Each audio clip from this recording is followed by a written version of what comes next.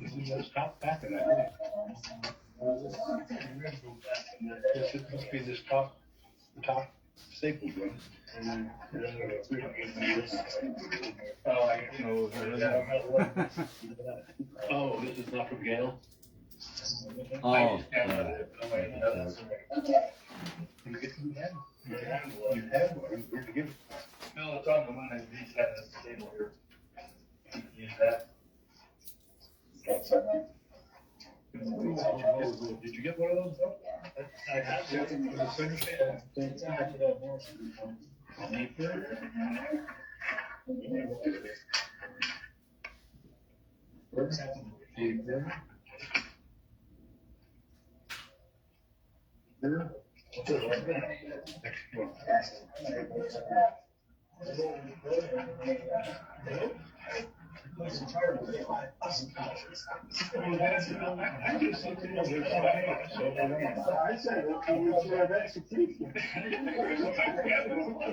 Firing squad.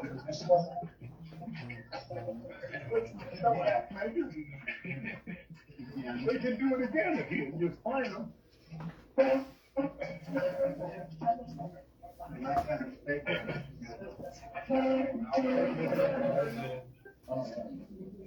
If Bill just keep it, that's that.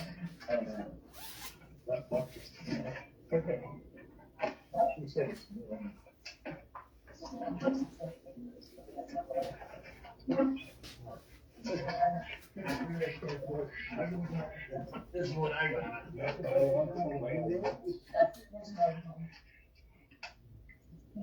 Just like it.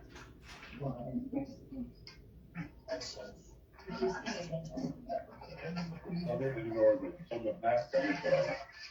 Around the state tournament, Louisville. Yes. This was an extended play, was now looks like.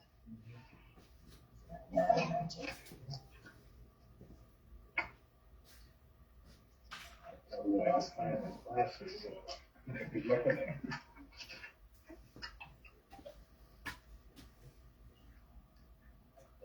I read it.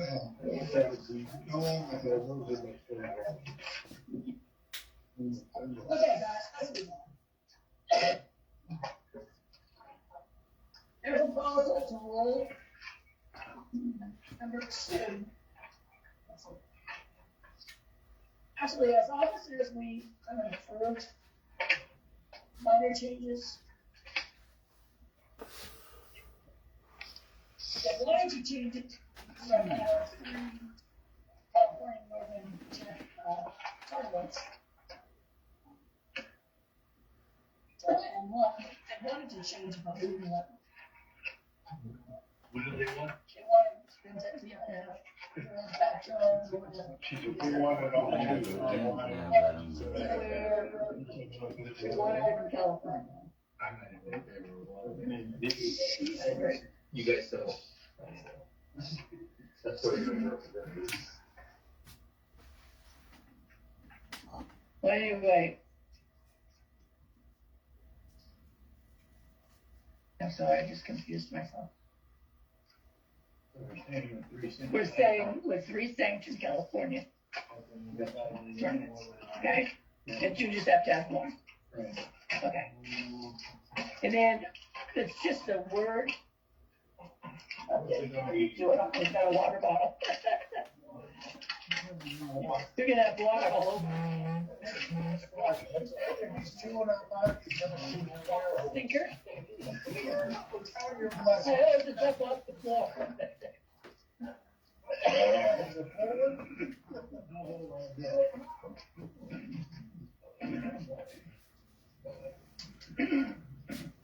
The way it reads now is pitchers entering average shall be determined by that stats. There's no longer that stats to see. You all have to do is change the wording on that one, so that's no big deal. So those are 2 that we kept. Minor change. Now, major changes that have to be approved by both charters will only be approved by both charters or not disapproved. If one charter does not want it, votes no, and the other one votes yes, it does not go in. You both have to agree. Change number 9, they want to change to read. I thought the original. Okay, okay.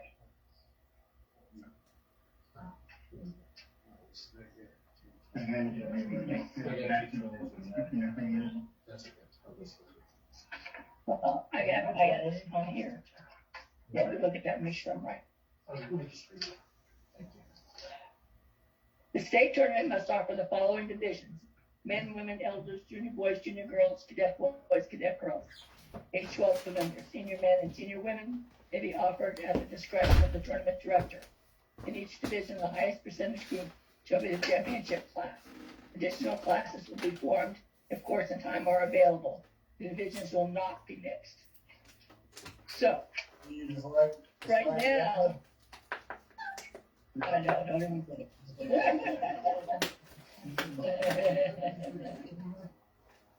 I could tell you the definition of the difference, but I won't. I know it well.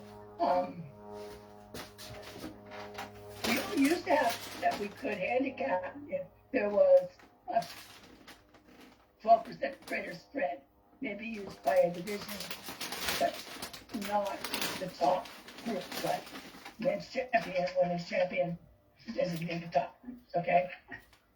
Now they don't want to be able to handicap the lower groups.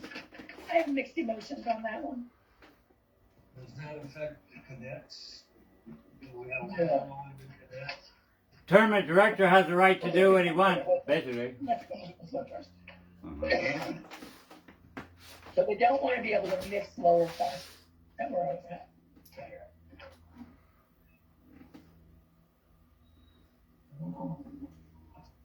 And we propose that we mix lower classes just to keep a fair game. That's the reason we would want to do it. Yeah. Okay, wait a minute, Jim changed. Jim's proposed change is the state tournament must offer the following classes: men, women, and so on and so forth. Maybe senior men and women may be offered discretion of the tournament director. In each division, the highest percentage group shall be the championship class. Additional classes will be formed without consideration of percentage spread. Divisions will not be mixed. He wants to change it to that. Yeah. Wow. The tournament director is going to make his own decision. The championship class, the actual men, women, the 6 divisions that they consider championship classes. If you only have 2 people, why do you do it without mixing? That's why we mix, right? Yeah. 5 and 3, why not just? Okay, so.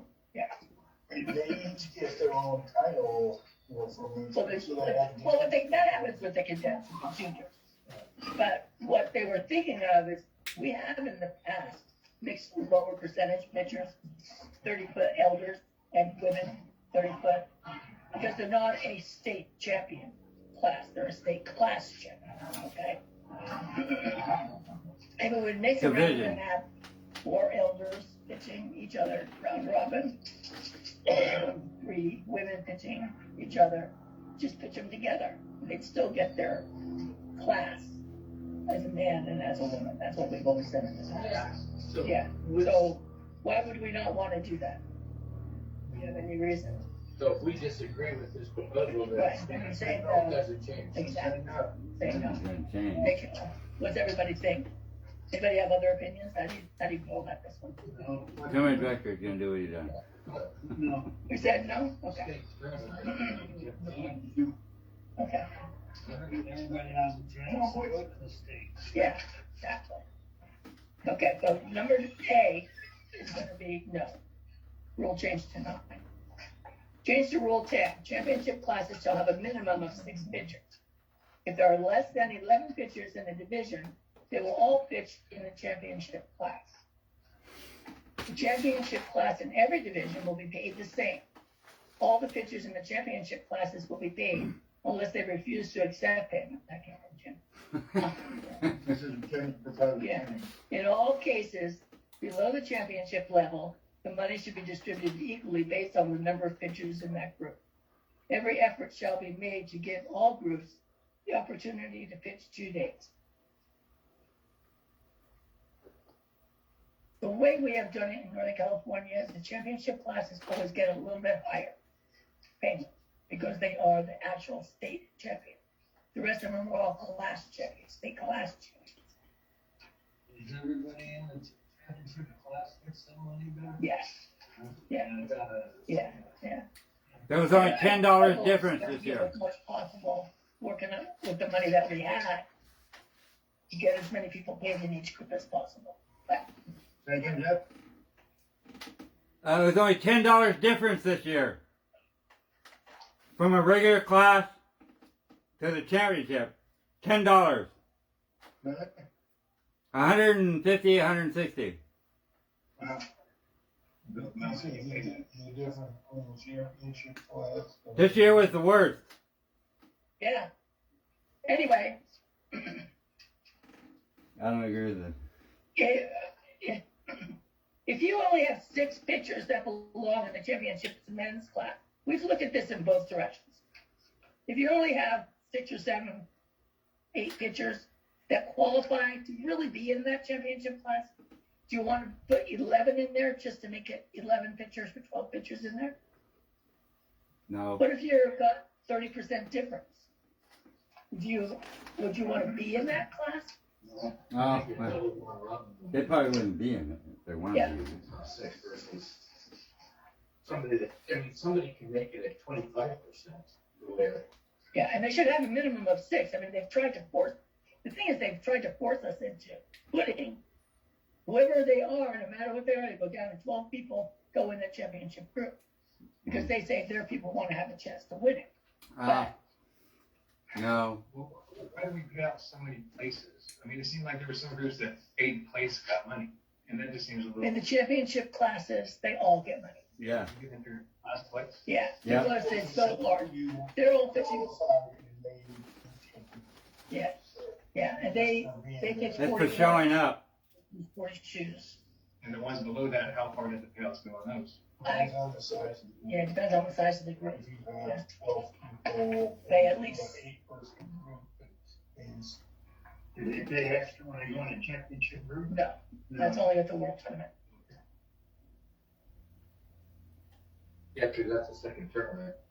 Right, at the world tournament it is. I would go to leave it the same, leave it as is, there's nothing wrong with it. Give the tournament director a little bit of leeway instead of putting these restrictions on people again. I think that's a key idea. You have to Tournament director can do anything. have some flexibility because you can never tell how many people you're gonna get. Not every situation or tournament will be the same. Well, not only that, but this is what they're really getting at is they want to pay the top groups higher amounts of money than the lower groups. That's how I'm hearing them. Now maybe I'm wrong. No, I don't think. They didn't do it this year. Saying all pitchers in the championship class will be paid. unless Boy, they even refuse paid. payment. In all classes below the championship level, the money should be distributed equally on the number of pitchers in that group. Based on the number of pitchers in that group. So if number 1 in the championship group gets 200, and number 2 in the B group gets 100, or number 1 in the B group gets 100, from B, C, D, all the way down to Z, need to be paid 100. Yeah, and that's how we do it. All And right. that's how we do it already, right? Yeah, I don't, no.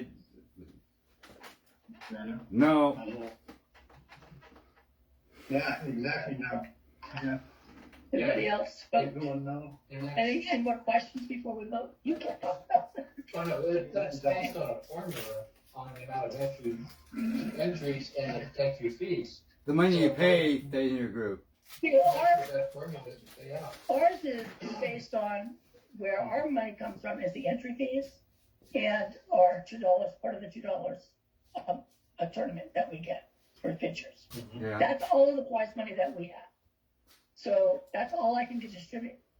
And so I don't make a big difference between the championship and the regular and the lower than championship groups. Just a little bit, just to give them a little bit more because they're pitching 40 points and they qualify to be the state champion. Well, that's All what of the other ones are state class champions.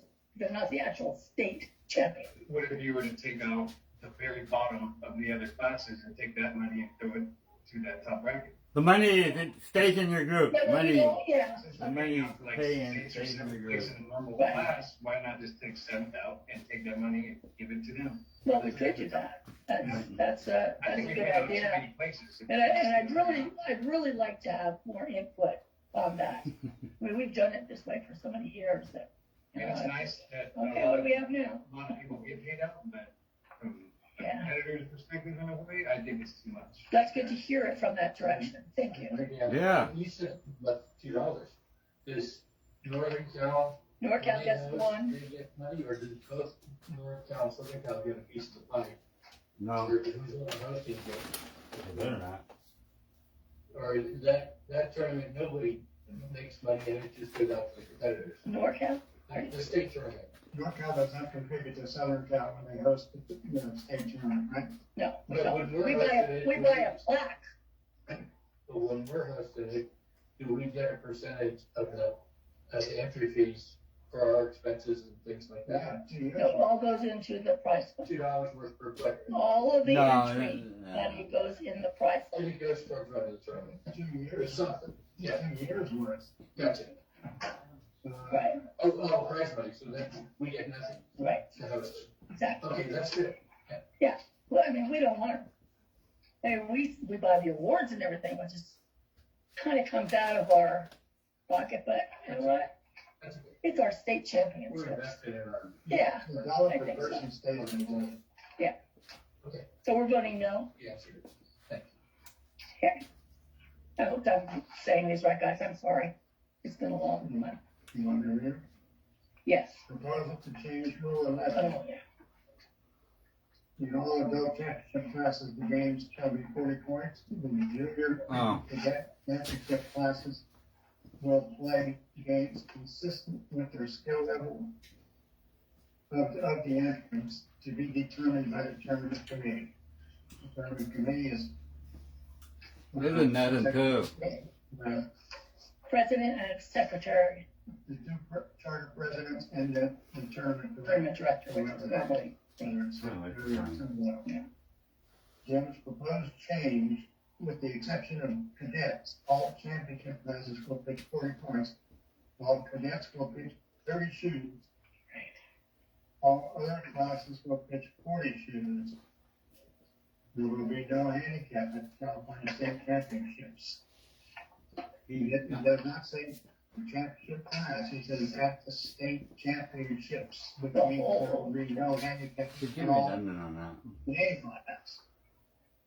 So if your bottom classes have a 30% spread, because these are new people. And because of that last thing. But if you have the time and Disagree with you it. want to play, We don't want to discourage somebody. Yeah, They you don't want they'll get bullshit. 30% higher. Well, it shouldn't be that much. It shouldn't be, because you can have a 30% group, 30. But you. Every year we have at least 35%. Yeah, but Exactly. the senior group went from 60 to 17%. uh-huh. And how many were in it? And the 17% were lost after the first game. Yeah. Oh, that was Southern Fisher? Yeah. Oh, wow. Yeah, and I was keeping the score, and when he went after me, he was making like 3 points a game, and I was doing one of his last games, and I said, you know what, I'm your age, and I could have been in this group too, but I pitched in a group where our percentages were 3% apart from top to bottom. Right, That's more competitive than that, and that's why I didn't right. pitch in the seniors. And that's why most people at the World Tournament don't go into seniors. Men. There's another part to this, because nobody told me that. Al proposed change for number 11 is in all adult championship classes, the games shall be 40 points. For juniors and cadet championship classes, will play point games consistent to their skill level of the entrance. And that's the main difference there. But then you have also, there will be no handicap, California State Championship. Because of those two statements. It's gotta be up to the tournament director. You vote against it.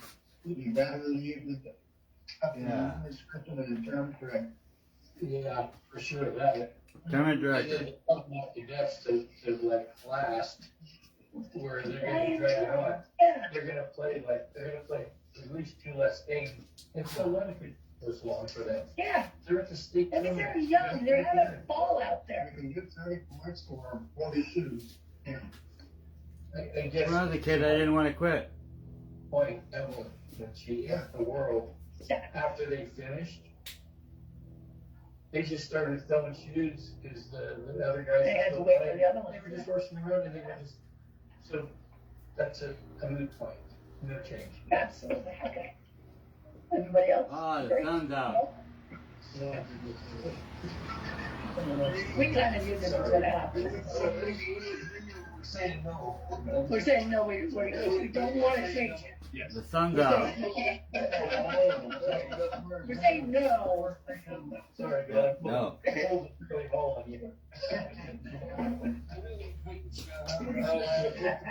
I got two I wasn't sitting back on the Wow, no wonder I didn't know. Okay, how about D? No D? I'm screwed. Nope, I don't have anything, which one, A and D, I got all, 9, 10, 11. Go on there. I got 212. You want to go first? Yeah. Yeah, please. Operator error. Me. Yeah. No, yeah. What do you have? I got 212. Okay. There you go.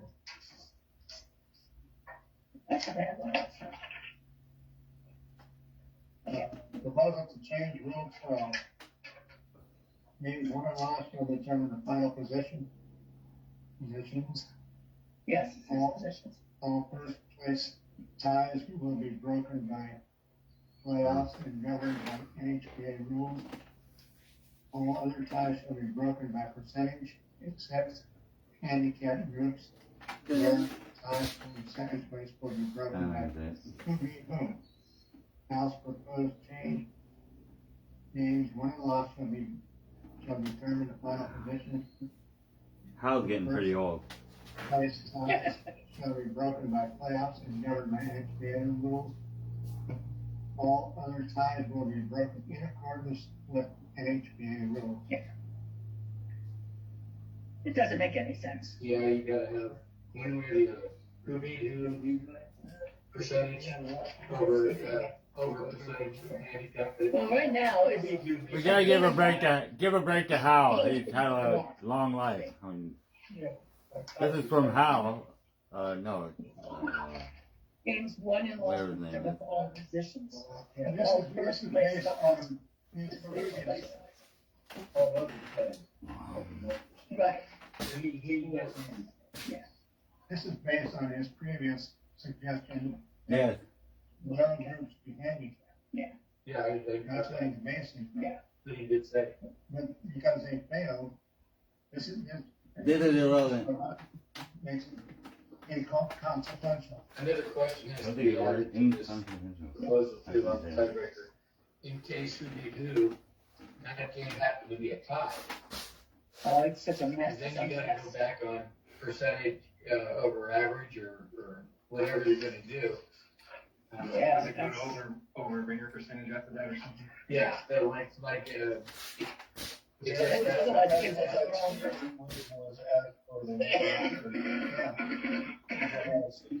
The whole sequence of rules, after the NHPA rules. But the whole sequence has to be that way anyway, you can't go against any. you want to go by the way YouTube or HS Master settles it, but anyway, you better still leave in who beat who. Because we all know that through HS Master, Yeah, that's- depending on how you do the tiebreaker, That's why there's no change. Oh, man. you could disrupt that whole thing. Yeah, that's why we're saying no. Wait, this Yeah, thing. okay. Those are the rules Saying no, 16. guys, yes? Okay. Just say no. This is entering average shall be determined by NAT stats or each charter's official statistician's average, whichever is most current. Well, those are different. Southern California is different than NAT stats. There is no NAT stats anymore. It's an issue. Average is on record as of August 1st should be used. August 1st is a deadline, and that is when those proposals, or when the cutoff is for your average. And that's when you print it out. You print out the You print out issue, and you use those. Yeah. Now, proposed changes, pitchers entering averages shall be determined by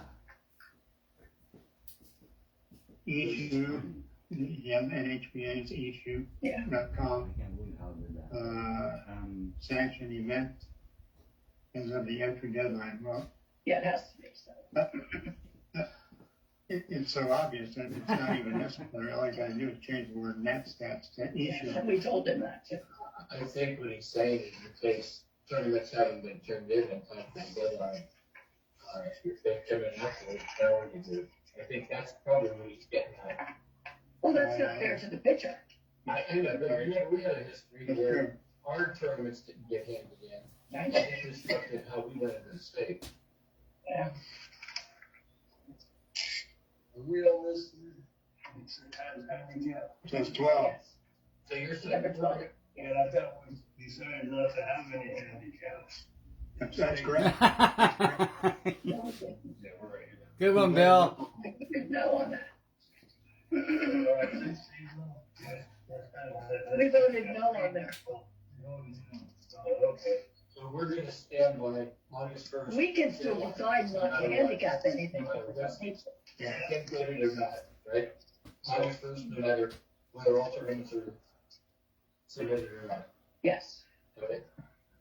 No, see, that's what, I don't agree with that. Tournaments are submitted right away if you. You have to do it right away, just put it on the tournament. Come on, this is horseshoes.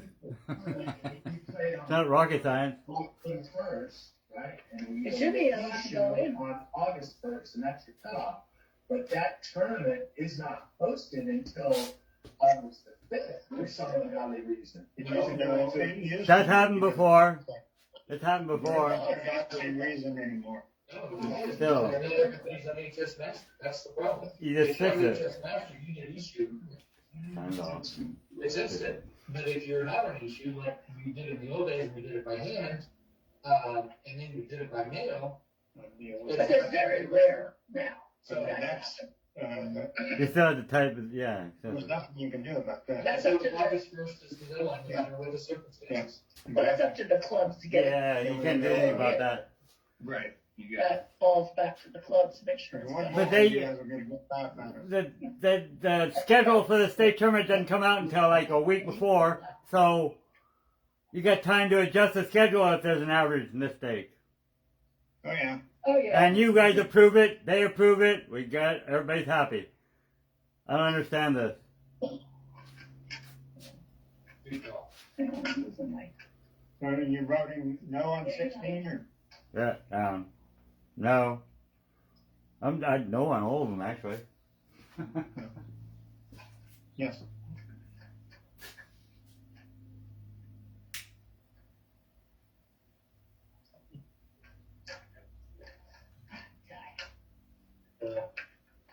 No.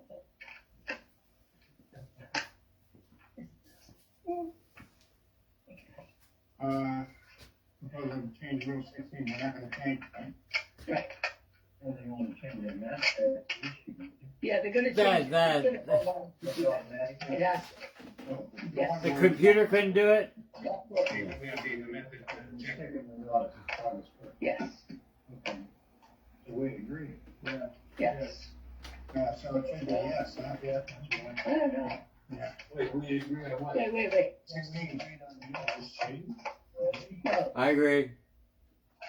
Agree to change it to issue and August 1st. That thing, yeah. that's what has to be presented. So I don't know why that's on. That should have been done. That should have been done 10 years ago. Yeah, that's right. It's the second line, the second paragraph. Yeah. Oh, okay. On the back page of the other. So he's saying you can only average any time before that tournament, 11. they're gonna be equal if it's not. If they turn in the tournament on the fifth. Or just to put it together. He didn't give everybody No, vacation. I'm saying that's his proposal. Yes. Yes. Think I understood. So, What ended up now? Yeah. So, we don't need This to. was the old way. Correct. You know, you don't have to get on HSS a little. So absolutely. that solves that problem. We're gonna have a funny. Right now, yeah. Quiet. Ready? Proposal to add to Rule 25. Well, Addition of the 24. Well, The that's charter shall adhere to all these state rules. If the host charter violates these state rules. oh, God. For approval, the host charter shall pay the guest charter a $5,000 fine. Well, the man shall he owes us $5,000. Yeah. Well, not the time and effort. Right, so I get the fine. That was laughable.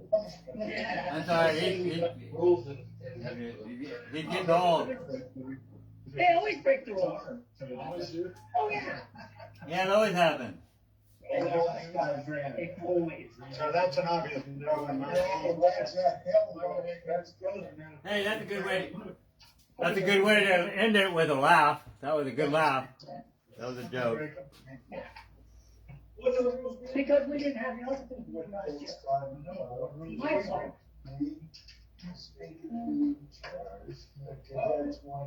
Oh, we, yeah. Well, the weird thing was, Joe, they had agreed that we could make our own decisions as a charter to charge juniors for the state tournament or not to charge them. Oh, And then they God. reneged on that. And then they said that we broke the rule. So what I just fixed it right up, I just paid the juniors a little bit of that. Yeah, I mean, the point is you corrected what they thought was the same. Well, and then they wanted to pay the juniors as much as they pay the adults. Well, there's got to be a show-up fee. All places have. You show up, you got to have a show-up fee. You show up, you pay a fee. Even for kids. Yes, that's correct. Yes, that has changed. It doesn't matter,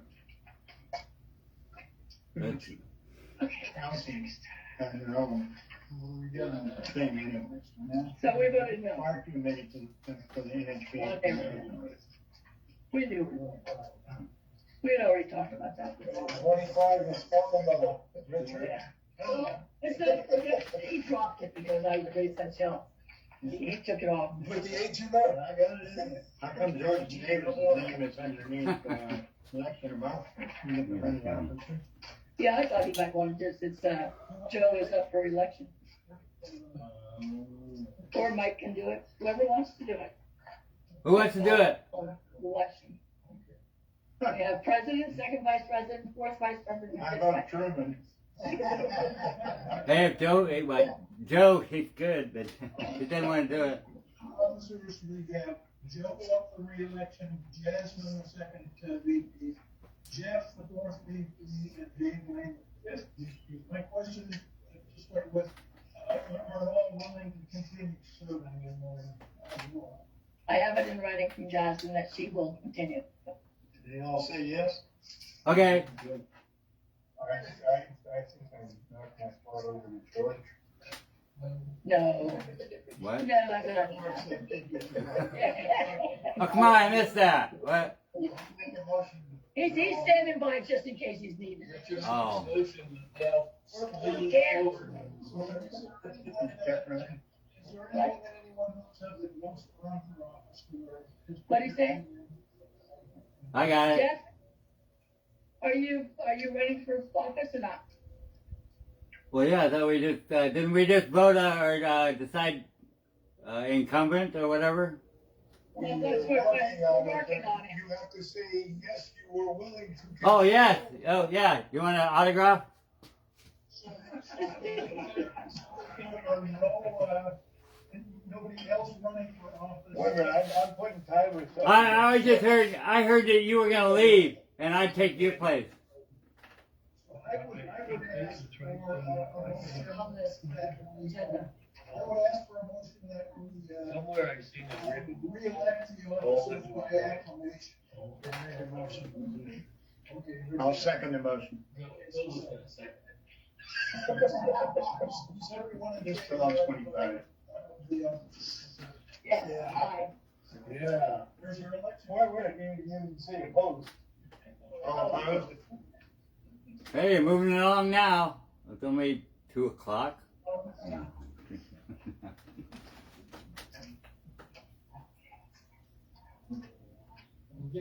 Awards. You're all winners. Yeah, let's go offices. Now, somebody want your stuff. Move my stuff and my body Somebody out of the way. Box over here. I need to get out. Okay, so we're all done, right? Oh, we got awards. Award?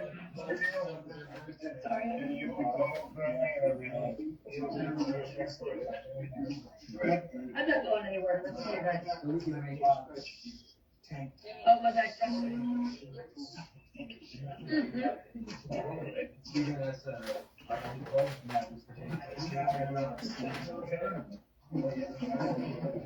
So is Karina Mills there? And Marshall? Did Marshall go? Karina Mills and Marshall? Nobody's listening to me. Oh. Big chance to be president. Just sat there like a hound on the wall. I got a ways to go. Still learning.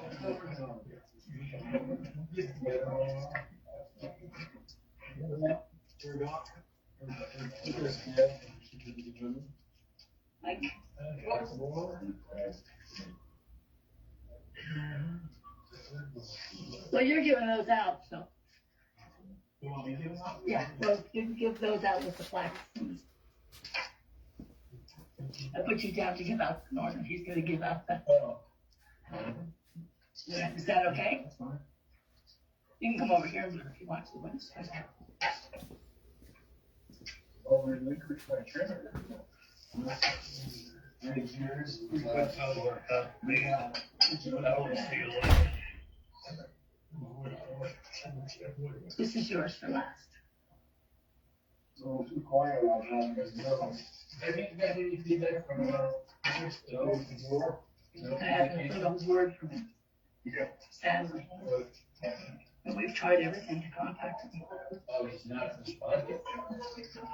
Casey's emailed him with phone messages. Did he ever get to your tournament sometime? Actually, one he did. I don't know if his wife did go through. She didn't like horseshoes, so. But he lost the courts. She said that's it.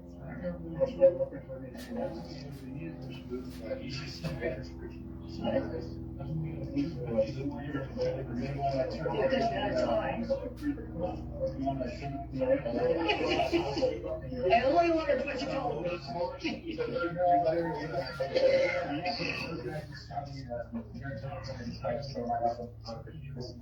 We're actually gonna have, here, you're gonna have a little bit of stuff.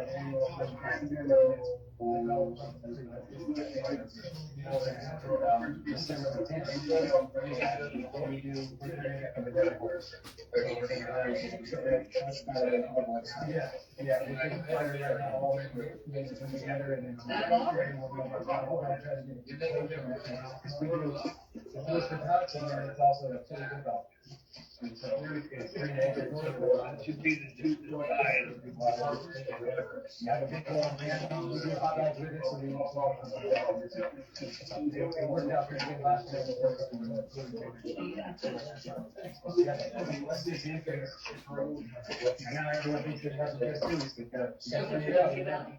Unless you want Richard to do them.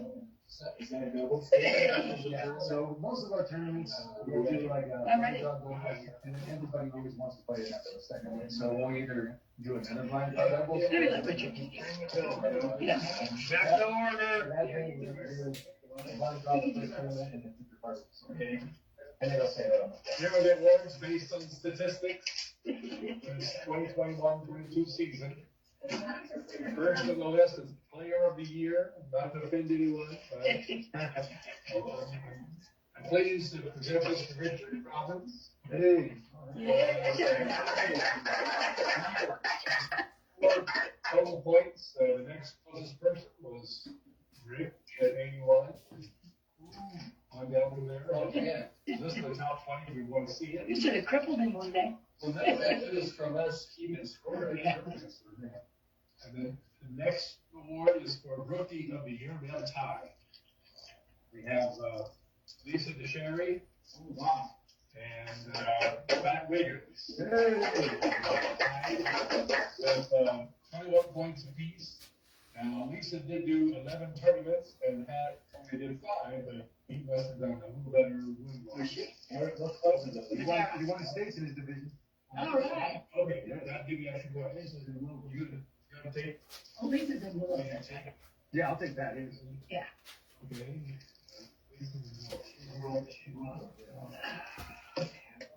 And then the total list is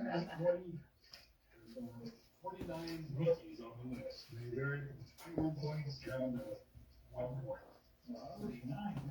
Yeah. Isn't that great? We had a lot of new people this year. Fantastic.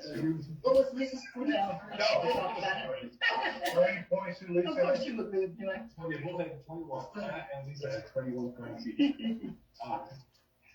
And the next award is most improved. And this award goes to Wayne McGee. Wayne came in at 31 and a half, 33 and a half, and he finished at 48.19. That's good for him. That's 14.67. Cody Nelson was second. Yeah, got it. With 13.9 delta. He had quite a fewer points. Wayne had 63 points and Cody had 19. And then Jesse Hyde, Tony Blanford, Josie. Yeah, She did really good. Josie has been top 20.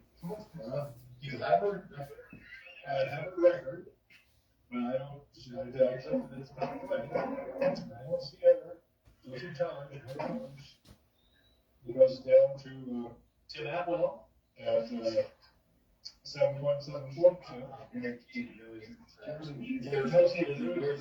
She got it to 40%, didn't she? Where she started from, though. No, she was 30 something like. It was close. Because I know It's like she started. 14.67 difference. So he came in, he got better all year. I watched it. He got Wayne did. Yeah, he really did. Wayne McGee, who's taking it from George. Yeah. Yes, George. Oh, you good thing I didn't throw it. And now the top dog. Oh, here we go. Top dog. Iron Man Award. This Yeah. guy had total 84 points, but the winning this one, he had to have tournaments. He had 37 tournaments. His nearest competition was Josie at 35 tournaments. Yeah. Yay! 37 tournaments, 84 points. He got best pitcher, was it pitcher of the year? And top dog. A lot of tournaments. Didn't he get first at the state too? Not this year? That's how you must be. 37 tournaments. And of course, we have some other awards that we have no left because the cadets, by rules, have to pitch at least 5 tournaments. If no cadet pitch more than 3. Ellen had 3. That was 18 points, and she would have, if our rule was 3, she would have won. twice, within second, Cascade Brigade, third, went all the way down to, there's only 13 cadets that I have in my stats. A lot of them with 0 points, and 0 tournaments. Cascade never had 5 tournaments? No cadet had 5 tournaments. Yeah, it's an all this. They don't, they You hurried up and pitched 3 to get into the state. yeah. Like with basketball And then we have junior pitchers, again, 5 tournaments, nobody got that rule. Teo, Teo Espinola, had 4, had 14 points. Now, in 24 juniors, there were a lot of juniors with 0, no tournaments, no points. Second one, Luke Zaboni came in second with 3 tournaments, 11 points. Caden Spaghetti, 7 points, 1 tournament. And another, we don't have an award for pitching 80% games, but we have one pitch 80% games in the world. Rick Birmingham, he pitched 80% games. Also, in Lincoln, Lincoln, 185% game against and 180% game against Diane Lewis. So, you know, Rick. Yeah, no, didn't you have an 80% game in the state? Yes. Against There were 2 80% games all year long. Yeah, against the champion. Prior to Southern Cal, we had no 80% games. But didn't get 80% of the state. No North Cal person had 80% in the state. Wow. Guess not. I guess not. And again, I can show you the rules that are used in the tournament. That's what you want to send to Jeff. Oh no, I'm happy. I care, but I don't care. Jim posted, I think, in Other people ask. and, news and views. Anyway, those are the awards.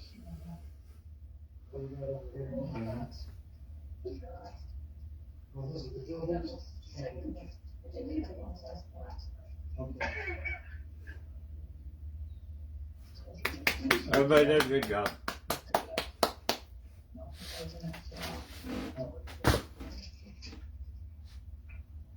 Okay, global championship.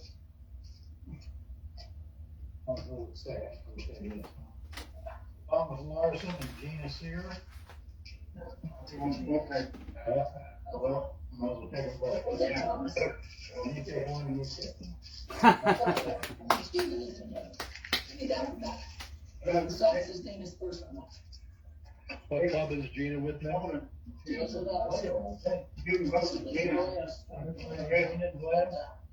voted Gina. So how about you? He's gonna see Gina. Oh, I thought he was. So, right, yeah, so that. Oh. The champions on the daughter's tournament here. And he's the president, Mr. Dave Lane. Josie Tucker.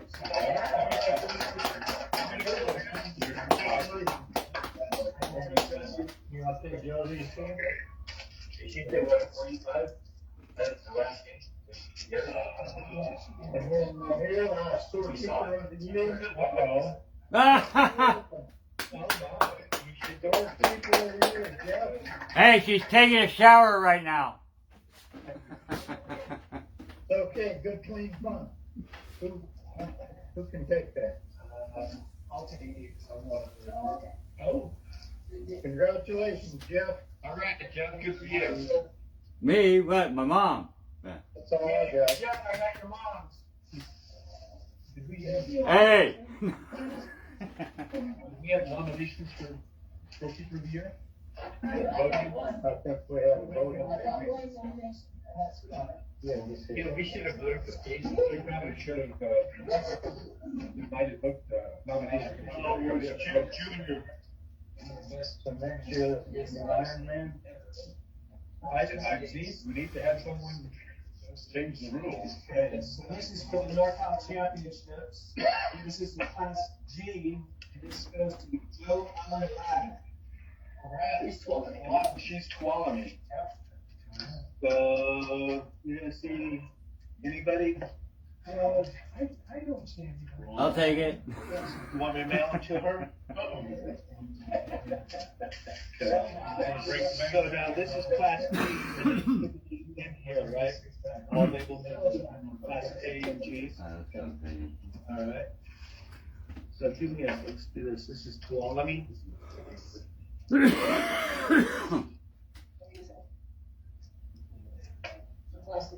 G. All right, so this is the Class F champion, NorCal, and this is Lisa DeCherry.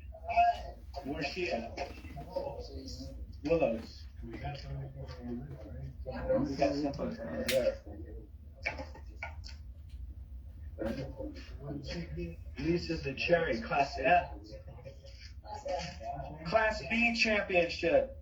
This is Josie Tellers. Hey, I will take Josie's. don't touch that. So tell Josie she's got some plaques. Jeff, will you see her tonight? Oh yeah, big party tonight. Yeah, I know. She's up there working her butt off. Oh yeah, she better be. Hey, we got another one here whose voice is present. Class C champion, Jeff Williams. What? Oh my God. That boy, girl. Good job, Jeffrey. You're coming back. Yeah, and not too fast. I'm gonna come back slow. Wow. Good job, Deanna. This is Class E champion, Deanna Valderrama.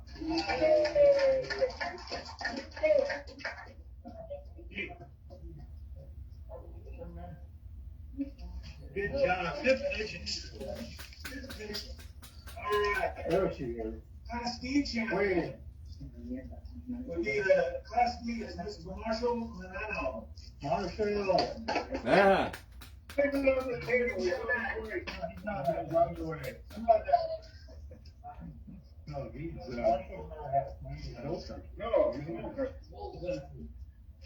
I don't know. We'll pick him off. Something on the screen. keep it away. He's got it. Tournament champion. And this is Mr. Nathan Williams.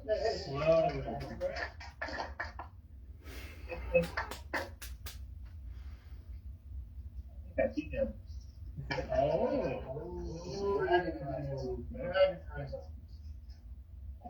That's it. That's all I got. One of those. Thank you. All right, so Jeffrey, Hey, I got Marshall Moreno's, I got Nathan's, I got yours. hey, where's the list? You got a list for this? Everybody, all the awards? What? A list for all the awards. Mike might be doing something like that, getting the list together. Okay. I don't know. You know, we want a list of, All the awards. I know the awards, I don't know. And Is it typewriter? Well, I will mail that for, Is it written? let's go in the extras. Doubles. Oh, we'll figure it out.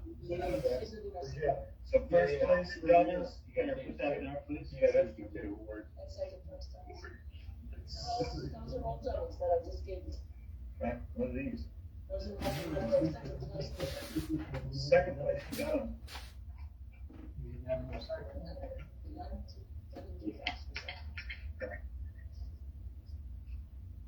This one,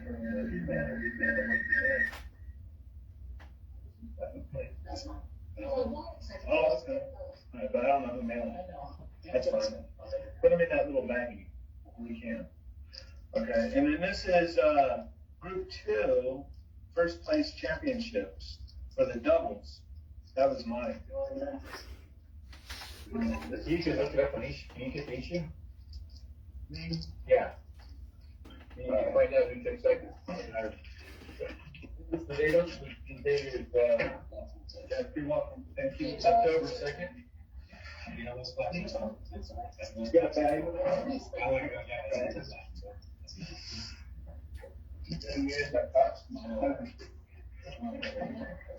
I'll just take the box. I'll keep that box for somewhere else.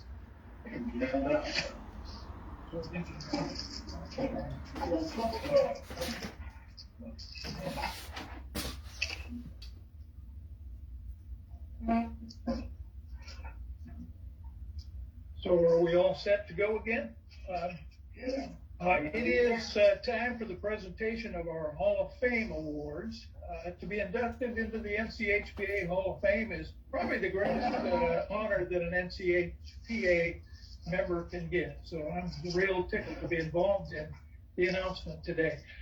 The Hall of Fame preserves our history. It's real important to us, I believe. The Hall of Fame gives deserved recognition to great pitchers and to individuals who have had exceptional and outstanding achievements in administrating, organizing, and promoting our sport. And it also serves to inspire others in the membership to excel and achieve in our sport. So it's real important. Nominations for the Hall of Fame are made by the NCHPA membership, so it's wide open. This year, the deadline was August 13th to submit nominations. There are two categories for nominees, player and organizer promoter. The Hall of Fame committee votes and determines which, if any, of the nominees will become members of the Hall of Fame. This year we had 4 nominees, which is wonderful. We had a shortage of nominees in the past. So we had 4 nominees for the Hall of Fame. The voting was very close. I would say that each nominee we had was well worthy of induction, and that the candidates not included in this year's class will likely be voted into the Hall of Fame eventually. I want to thank the board members for their efforts in carefully considering and voting for this year's candidates. There are 2 inductees that have been voted into our Hall of Fame for 2022. It's my honor to present them to you. I will do so by presenting facts about each inductee and his horseshoe pitching career and the achievements which have qualified each individual to this status as a Hall of Famer. I will delay naming the person until I am into my presentation. The identity of the inductee will likely be obvious soon after I start. But let's hold our applause and recognition until I have officially announced the inductee at the end of my presentation. I'll try to make this fairly fast, but I think this is real important to recognize these people. So hopefully this will be entertaining to you and it will be meaningful. Our first Hall of Fame inductee was born on August 10th, 1965. He has a twin brother who is also a horseshoe pitcher that lives in Southern California. Our inductee is a member of the most renowned and successful horseshoe pitching family in the history of our sport. Members of our honorees family have served our sport in national, state, and local offices. They have been honored in national and state halls of fame, and they have won so many world and state pitching championships that it would be hard to list them all. If it is not already obvious who our Hall of Fame member is, he is the son of Walter Ray Williams Sr. and Esther Williams. He has sisters Deborah, Cynthia, and Barbara, and brothers Walter Ray Jr., Jeff, and his twin brother, Jonathan. A lot of people, I don't think, know that Jonathan and Jeff are twins. Nathan Williams has been a member of the NHPA for 44 years. He's been a horseshoe pitcher practically his whole life. Nathan is a fierce competitor, as many of us know. When you pitch Nathan, you are in a battle. He is a warrior. He can be demanding, opinionated, tactless, rude, and even downright surly. Nathan throws a reverse turn and a quarter, and he is a devoted pitcher of the Deadeye original horseshoes. Nathan is a great horseshoe pitcher and a champion. Nathan Williams is long overdue to be included in the Northern California Horseshoe Pitchers Association Hall of Fame. I will describe for you his horseshoe pitching achievements and what has truly been a remarkable career. Nathan competed in the junior boys division from 1973 to 1982. He started out with a ringer percentage of 11.3 as a 7-year-old, but by his final 2 years in the boys division, he was pitching right at 70%. Nathan won the California State Junior Boys Championship in 1980 at the age of 14. In his final year in the junior division in 1982, he finished 8th place in the Junior Boys Championship class at the World Tournament in Huntsville, Alabama, a group that was won by a youngster from Missouri named Alan Francis. Moving from the junior ranks to the men's division, from the 30-foot pitching distance to the full 40-foot regulation distance is a well-known challenge for even the best of junior pitchers. Nathan handled the transition to the men's division remarkably well, averaging 60% in class competition in the world tournaments from 1983 to 86. Up to this point in his career, Nathan had represented California in 1987 to 1988. Life took Nathan to Arizona, where he would win 5 Arizona men's championships. Just very dominant there. 1995 saw Nathan return to California.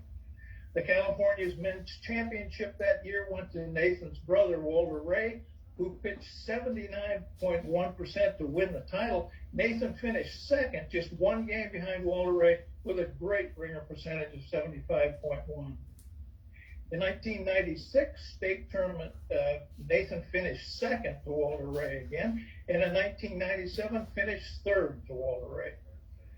In 1998, Walter Ray had left for Florida, and Gus Martin Jr. would be the men's state champion that year. Nathan was second again, but pitched the highest ringer percentage in the championship group.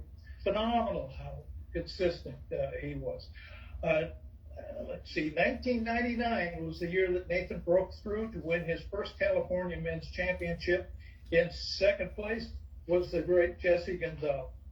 In 2001, Nathan went undefeated to win his second state title. Jesse Gonzalez again was second.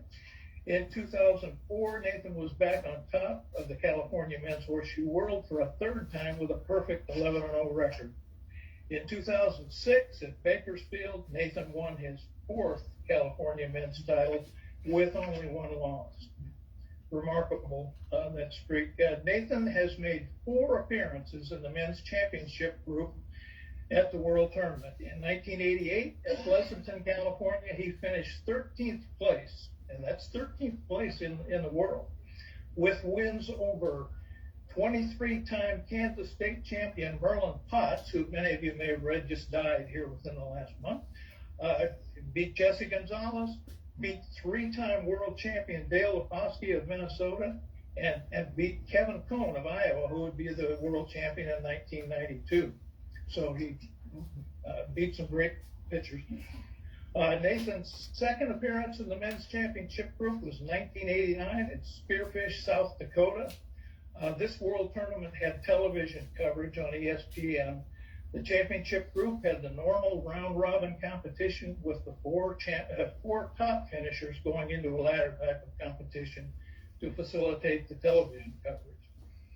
Nathan finished 4th place in the tournament, losing to his brother Walter Ray in the opening game of the ladder finish.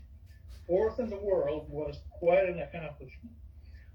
In that tournament, Nathan had notable wins over 8-time New York champion Art Tyson, 2-time world champion Mark Seabold of Indiana, 1960 world champion Don Titcomb, and he beat his brother Walter Ray, the regular part of the tournament, and he beat Alan Francis 40 to 35. And Alan Francis, of course, that's when he went on to win his first world championship. So that's pretty amazing. We have a good water there, John. Yeah. Well, maybe I'm boring you folks to hear. No, I got it live. But I think all of us need to know some of these wonderful things. In 1990 at Stone Mountain, Georgia, Nathan was in the championship group for a 3rd time. That year he finished 20th place, One of Nathan's best performances of the tournament was in a game he lost. Nathan pitched 80.2% against Jim Nicely of Ohio, the eventual tournament winner, and it took Nicely 86 shoes to beat Nathan. In only one other game did Nicely need more than 86 shoes to beat his opponent. He used 88 shoes to beat Mark Siebold. In contrast, Nicely only needed 84 shoes to beat Alan Francis and 76 shoes to beat Walter Ray. So, I put that out as maybe it sounds kind of detail oriented, but this comparison shows what a competitor Nathan is and how he rose to the occasion in the face of a challenge such as this three-time world champion. Nathan was in his fourth championship group when the world tournament was in Bakersfield in 2005. Nathan finished in 10th place. This was Nathan's second top 10 finish in the world tournament. And that's a huge consideration. That top 10 something is always a big deal for consideration in even the National Hall of Fame. So Nathan did that twice. And Nathan Williams has had a simply outstanding horseshoe pitching career. He has clearly established himself as one of the top Northern California pitchers of his generation. Nathan will join his father, mother, and two brothers, Walter Ray and Jeff, as members of the Northern California Horseshoe Pitching Hall of Fame. It is an honor that is well-deserved and long overdue. It's my honor to announce Nathan Williams of the Lincoln McBean Club as a member in the player category of the NCHPA Hall of Fame class of 2022. Congratulations.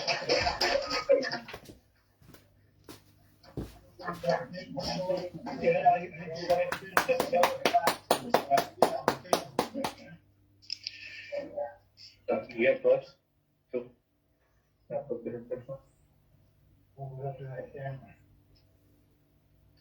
Jeffrey. That's it. I didn't get one of those. It's misplaced. It's in San Jose. I didn't get one back in 1973. You got a Hall of Shame plaque coming. Okay. I like it. Okay, our second inductee into our Hall of Fame is in the promoter and organizer category. Our second inductee was born on July the 1st, 1955 in East Orange, New Jersey. Nobody probably knows who that is. His family relocated to Walnut Creek, California in hopes of improving his brother's allergies and asthma. He grew up in the Bay Area and graduated from Monte Vista High School. Our Hall of Fame honoree started pitching horseshoes in his backyard as a kid. As he got older, he pitched horseshoes with three buddies at a local park on sand pits. They gambled $1 a game, except on Tuesdays, when they had $2 Tuesdays. There was a frog figure next to the court, so before each game, they put $1 under the frog figure for betting purposes. They asked one another if they had fed the frog before the game started.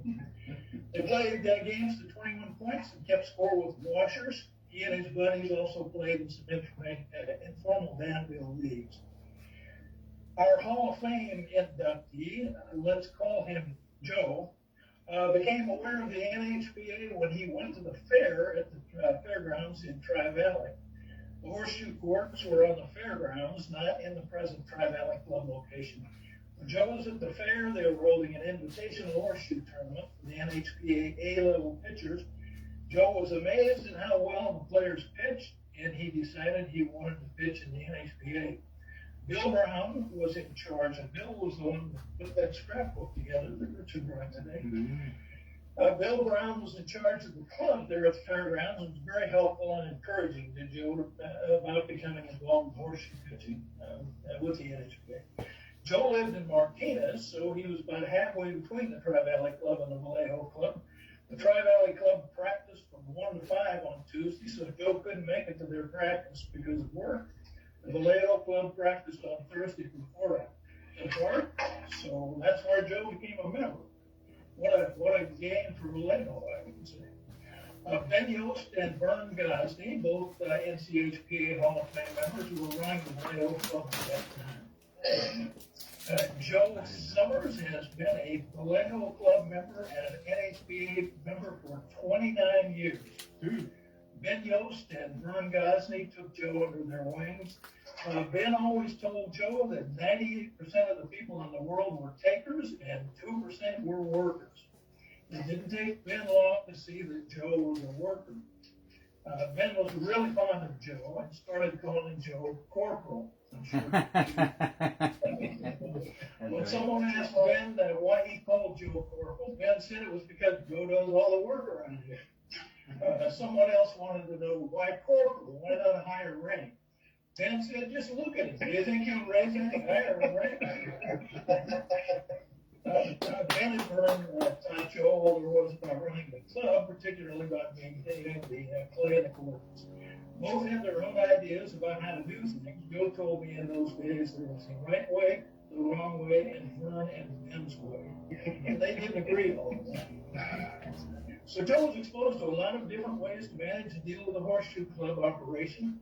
When it came time for Ben Yost to step down, he passed the club on to Joe. And Joe and Dave Lane have been doing a great job keeping the venerable Vallejo Club going in recent years. Joe Summers has been one of the most colorful, memorable personalities to be involved in horseshoes in Northern California in the last 3 decades.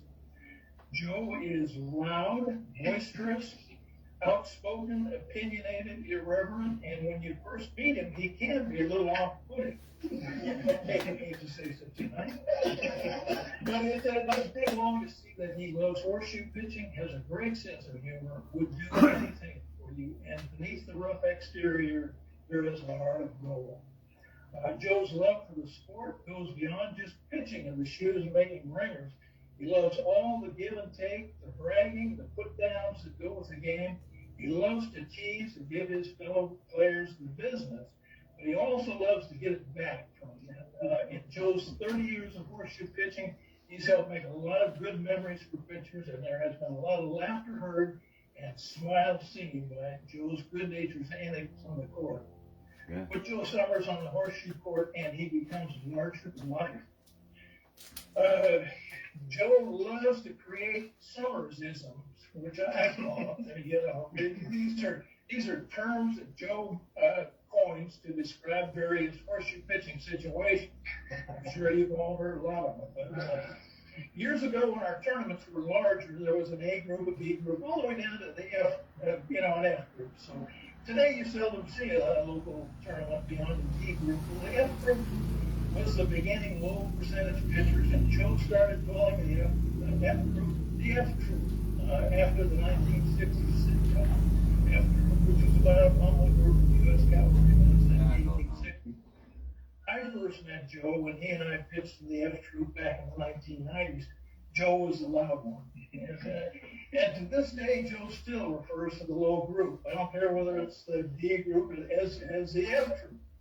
Another Summersism, which I was going to kick out of, is rightitis. Most of the right-handed pitchers have a tendency to push the shoe to the right.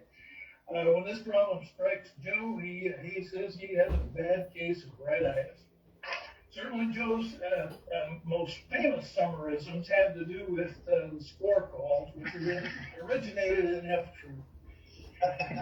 As an example, when neither player throws a shoe close enough to be a point, the F Troop call is for spread, which is, of course, a takeoff on forehead.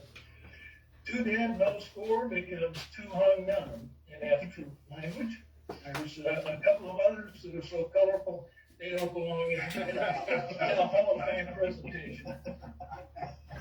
The Summerisms, basically are just Joe enjoying the sport, trying to insert a little fun and laughter. A good example of the way Joe enjoys the interaction between players that our sport provides is the I Beat Joe button. You've probably seen those. Several years ago, Joe's friend Danny Thompson had buttons made up that said I Beat Joe on them. The players at F Troop all felt that no matter matter how they pitched on a given day. If they beat Joe, it would be the highlight of their day. The buttons were even given out at the state and world tournaments. All in good fun, all in a good spirit. It shows the affection that other pitchers had for Joe. To this day, Joe has an I beat Joe button on his horseshoe bag.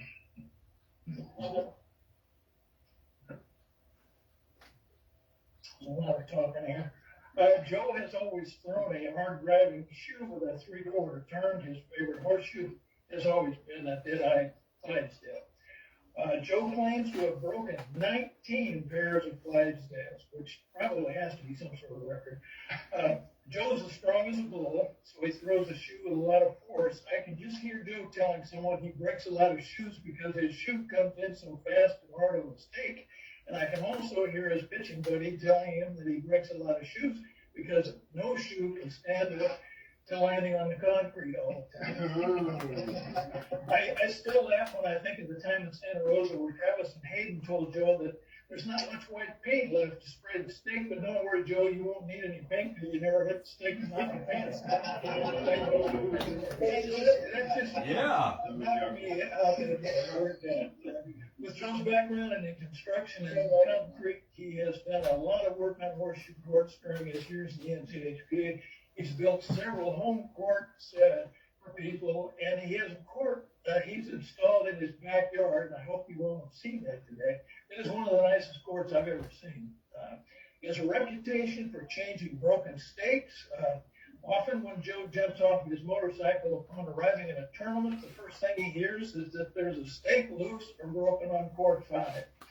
I've seen him gather a crew, then start making shovels, clay, and pry bars fly, then extracting broken stakes and buckets with concretes out of the ground, throwing the new bucket and stake into the ground, getting the correct height and angle on the new stake, what seems like an instant, then packing turner on a bucket, replacing clay, all in time to start the tournament right on time. So nothing happened. Crazy to see that kind of stuff too. Joe's legendary for emergency stake changes at the state tournament. His ability to quickly and accurately change a stake is amazing. Joe runs the operation just like a NASCAR pit crew, changes a set of tires. Many a state tournament schedule has been saved by a summer stake change. One year in Stockton, Joe got word that the cadet pitchers were going to have to pitch their 20-foot distance from the grass. Joe was out there in the mid-August Stockton heat, removing sod, placing concrete forms and rebar, dealing with a temperamental cement mixer, pouring and finishing concrete, and marking the 20-foot foul line all in one afternoon.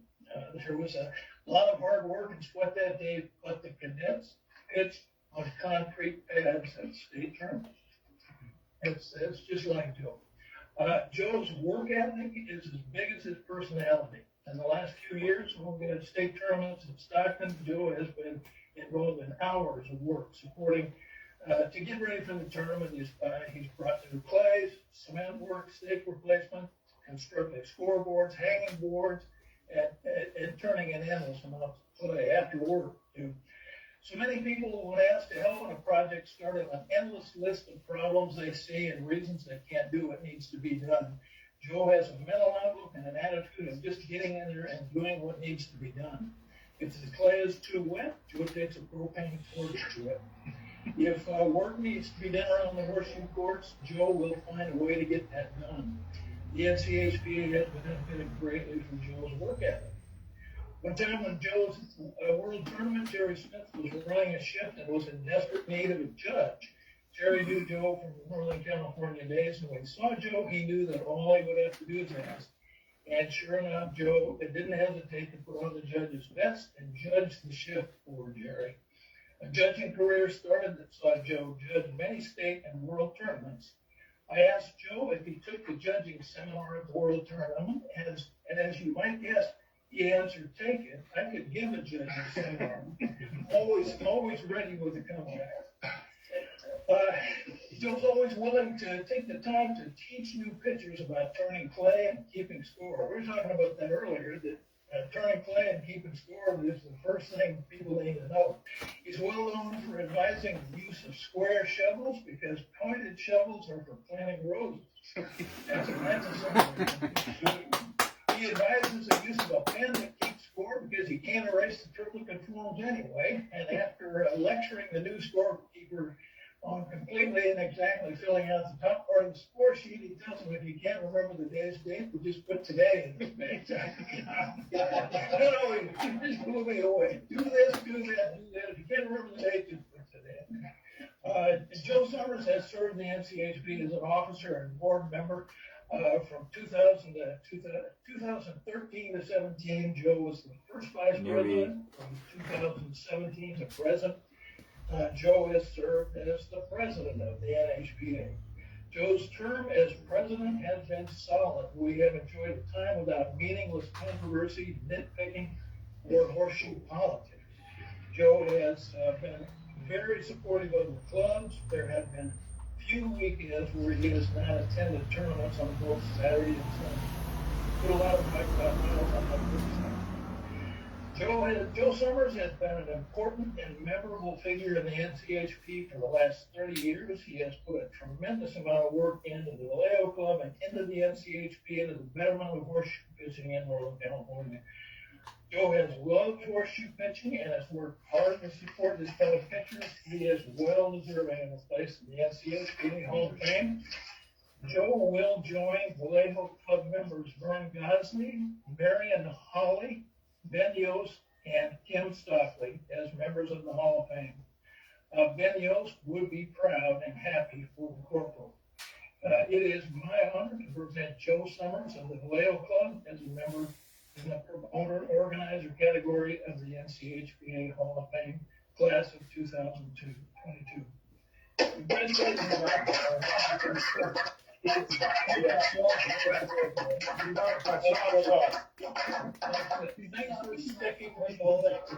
Yeah, glad you didn't listen to me. I told you to quit 30 years ago.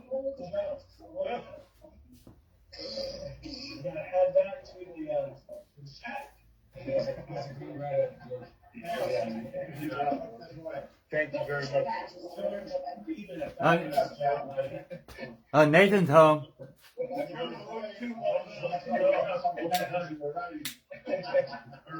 Hey, George, you know that I need Chubman's? They need me so I had to give it back. Maybe that's very good. Take it ahead. I was keeping score at Joe was walking in front of people, doing everything. I mean, having the guy shovel and just standing there doing nothing, right? Another guy walked in front of Joe and Joe was ready to pitch. Hey, punch him back up. Turned out to be a brand new guy.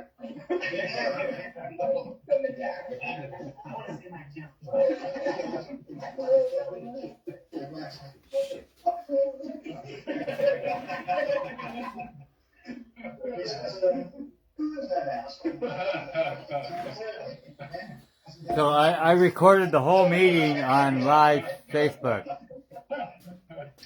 I saved him from getting killed.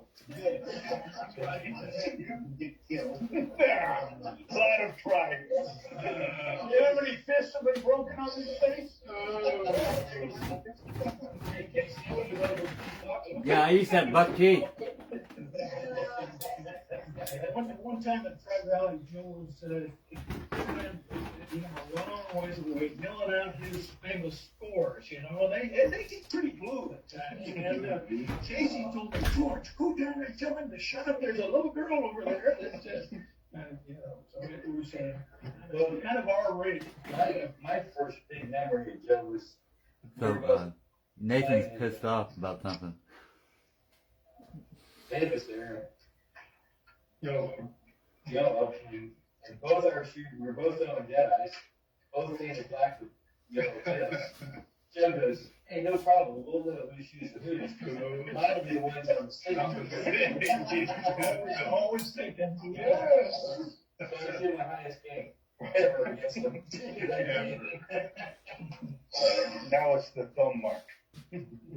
George, good right.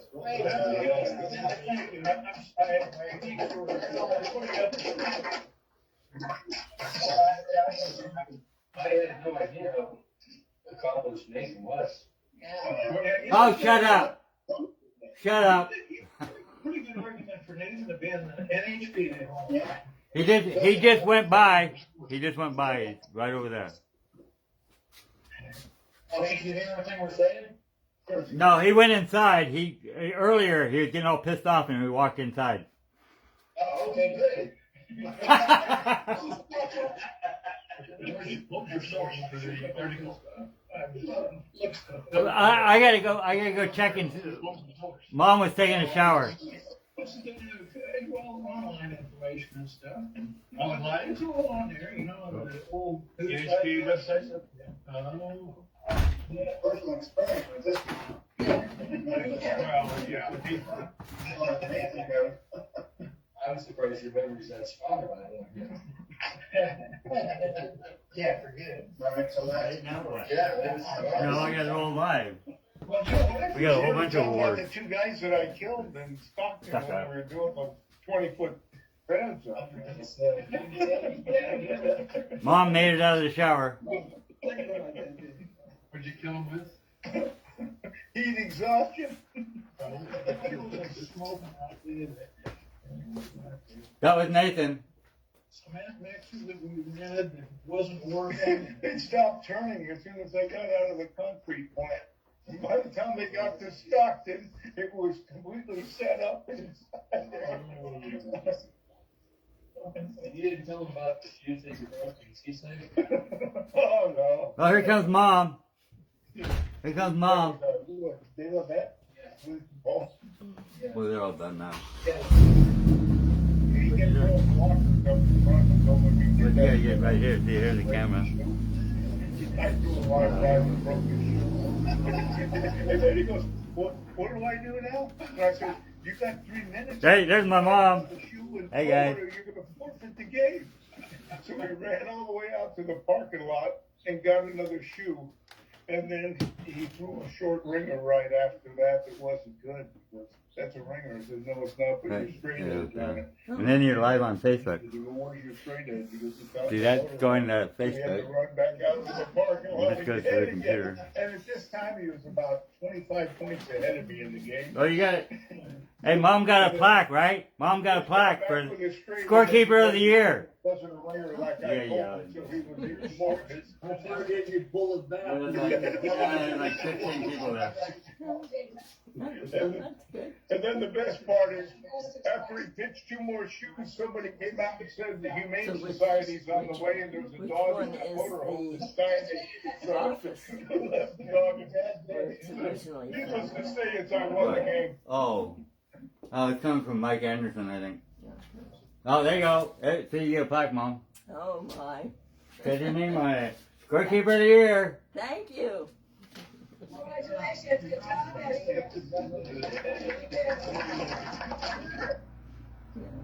All right.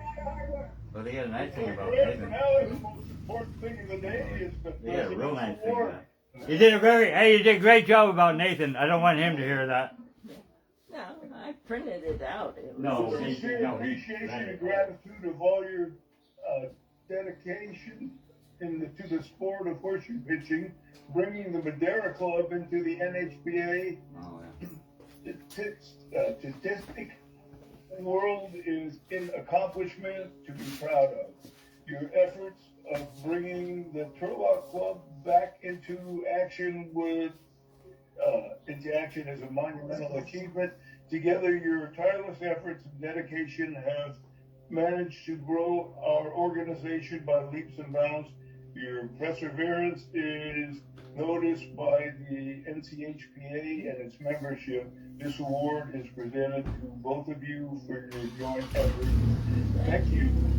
From me. These two is out too. that's for Madeira, down by Fresno. Going in there.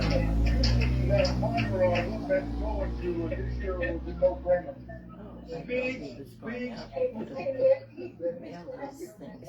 Yeah. My dog ate my glasses, I'm Oh, sorry. it's still time. This is over. See, Mom's in a couple of these. Okay. Oh, I keep looking at it. I gotta look over here. Look at the other, they're all like that. Yeah, I guess I. Well, one of the girls is in Hawaii. She's doing it from Jasmine. Very well. Thank you. Okay. 4 years? Thank you. Good job. Good job.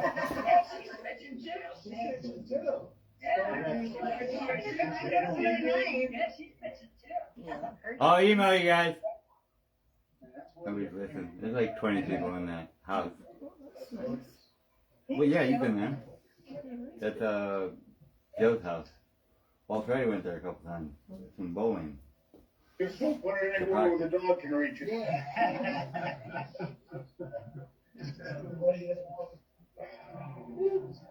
Are we adjourned yet? 2:35. Yeah, you're supposed to adjourn.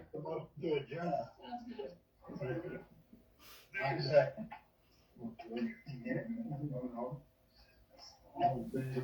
Good job, guys. Yeah. Just for my own. Oh.